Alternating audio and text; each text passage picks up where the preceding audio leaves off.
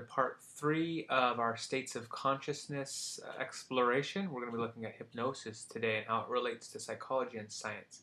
So when you hear about hypnosis, you probably have a few questions. So let's just start off by answering some questions right off the bat. Can anyone experience hypnosis? The answer is pretty much yes. Now, when I say yes, there's different levels of hypnosis. Hypnosis, by definition, is just that somebody's suggesting to you to feel or to act in a particular way. And so, really, hypnosis is just suggestibility. How much or how well are you able to allow your body and allow your mind just to kind of relax and allow yourself just to become one in the moment? And so there's different levels. So if you're a really, really relaxed state might be a hypnotic state.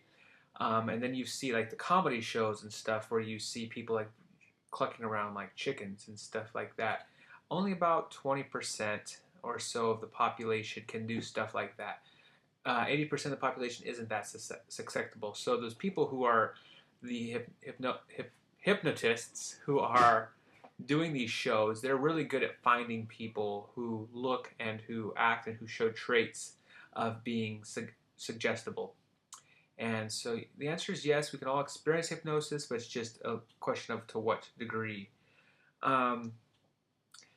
One thing to also remember is that participants in hypnosis retain their ability to control their behaviors. You're not going to make somebody do something that they wouldn't normally do, as far as they're not going to break any moral codes that they have. They're not going to break any laws if they wouldn't break anything. So you're just more suggestible. So can hypnosis enhance recall? The answer is really no, right? So we tend to have, right, we talked about memory. We tend to have this idea in our brain, like popular culture, that once you have experienced an event, it's like taking a photocopy of it and you file it away in your brain and you can go back and get it and you can look at it and it's exactly what happened. Well, really what happens is more like Legos, right? So you've got this Legos, so a memory is like a set of Legos that you've put together, and when you're done with that, you basically take that set of Legos and throw it in the closet, and as it gets thrown in, kind of some of the pieces fall off and it doesn't look exactly the same as it just did. And when you go back to get it, when you go back into your closet to retrieve that memory, you have to kind of put those pieces on the Legos back together again and try to recreate the same thing that you initially experienced. And what's going to happen is it's going to look probably something like what you had before, but it's not going to be exactly the same. And so that's really how your memories are reconstructed. And so through hypnosis, people can come up with some really strong memories and they can have some really good, vivid recall. But really, what's happening is the same thing I just described. They're putting something together, they're just really sure of it. And so there's a lot of fact and fiction mixed in there. Fact and fiction is mixed in when somebody's hypnotized. You can't recall childhood events perfectly. You can't go back and look up things that you repressed memories. That doesn't work.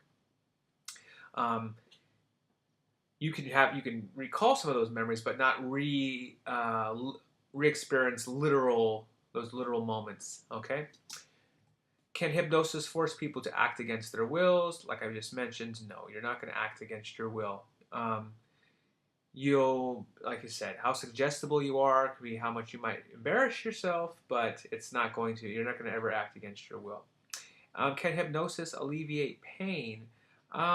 There's research out there, studies to show it can help a little bit with pain.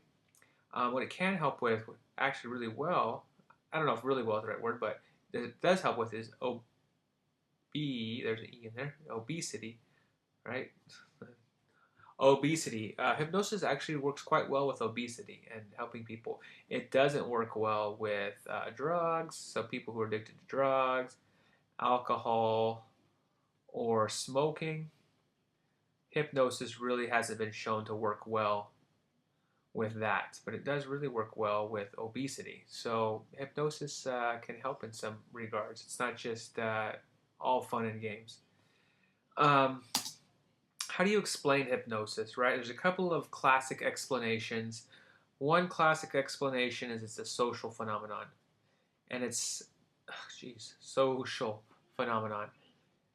Um, And what that means is that you're not faking it, but you get caught up in the moment, kind of like an actor gets caught up in his role or her role in a play or a movie. They get caught up and they become experiencing with it, right? Because remember, what is hypnosis? It's your suggestibility, becoming one with just relaxing your mind and relaxing your body, becoming one with what's going on.